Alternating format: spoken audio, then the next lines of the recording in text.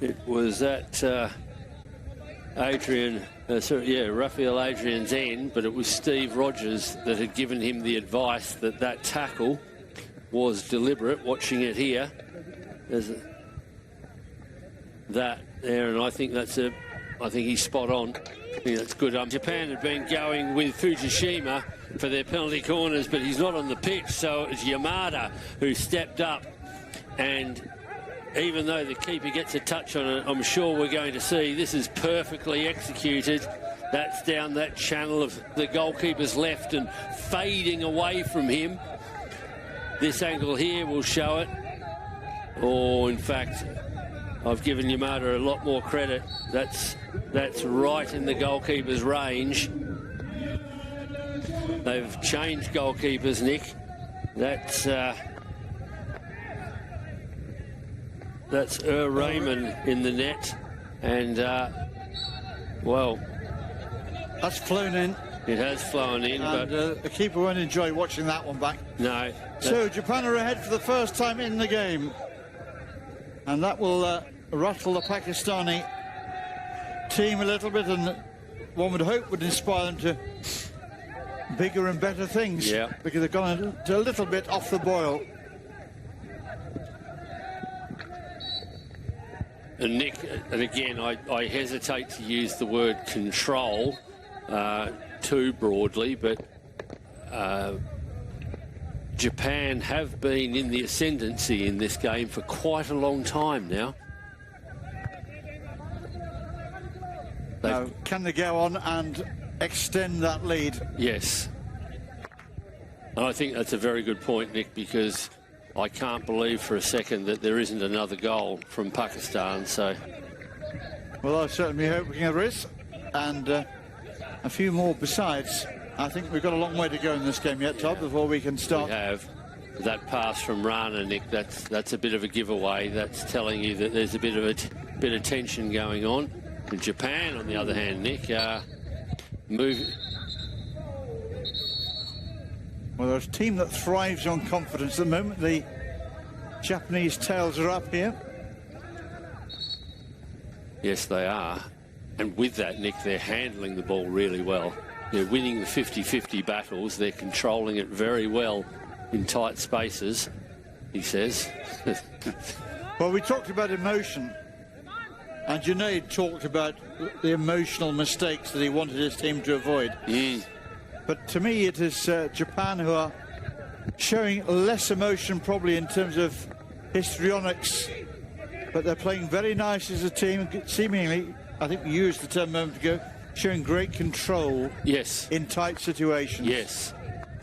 So they're probably just winning the mind games a little bit at the moment. Winning the mind games, exactly. And the net effect of that control, Nick, is... Oh, that's a beautifully controlled ball. The net effect of that control that Japan are playing with is that it's absolutely drying up any opportunity Pakistan have for counter-attack. And that's really what their game thrives on. This sort of example here, now they've got a chance to run at them. There's a 2-on-1 to the right, but that gives you a level, an idea of the level of anxiety that we might be dealing with at the moment. Well, there's plenty of that around at the moment. Real pressure now on Pakistan. You heard me talking in the first half about how would they handle exactly this sort of situation when the chips are down. But the point the point I was making, Nick, is that as much as it's watching here, oh, it's good play, but they've still got it, Pakistan. Ball fired in, and it's going to be a penalty corner here. Well, Pakistan are no strangers to taking a penalty corner route back into key games. Yes. And just watch it. This is what I mean. It's at the level of intensity that Pakistan play at. They're always going to be forcing chances, and that little error of the lifted ball, nothing much the Japanese defender can do about that. That's really instinctive as it comes back in. But here's a chance. Who have we got here? We've got Mahmood to our left. That's where I'd be expecting it to go. But Abdul to the right. Real whip on that shot. Can be another corner. Oh, wow. Such a strong base for that drag flick towards goal there. Yeah, he's a powerful man. Massive stride he took there. Yeah, he really generates a lot of velocity through those levers. In fact, this is Sufyan Khan here. Oh, my word. That's whistle wide. That. And the postman, I don't know how much you would have seen of that. He stood his ground, in fairness to him. He really does give it, as my good friend Jason Duff would say, all the herbs. He has really fizzed that. He gave that a real rip, didn't he? Yeah. So, Pakistan denied from a little cluster of penalty corners. Oh, Japan break clear again here. And again, good from Japan. Just being a little bit more patient and... Oh...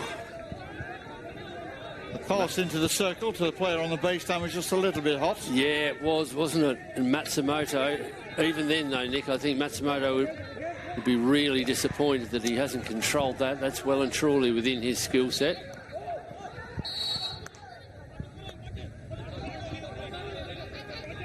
Oh, now that's a very harsh... Well, actually, it's not. I'll take that back. Green card for Japan, but that's beautifully played. And Kawabe sitting down there on the suspension seat. Yeah, Kawabe, it was probably, what I meant by harsh was it was probably a bit harsh, the free hit, but it was the playing of the ball after that he's got the green card for, so there was nothing harsh about that from umpire Steve Rogers. And the umpires have been very consistent on that. Yes, they have. That's all players at any level want to see from the umpiring pairing. They want to see consistency applied. Yeah. Wherever the ball is on the pitch and whichever team are in the ascendancy. And 5 minutes to go in this third quarter. And again, Japan with the ability to be defending here from the halfway line. And that's the thing they've done so well today, Nick. They've been able to weather the storms as they've come and then get the ball back into the Pakistan half, forcing them to be coming from deep time and time again rather than from a counter-attack.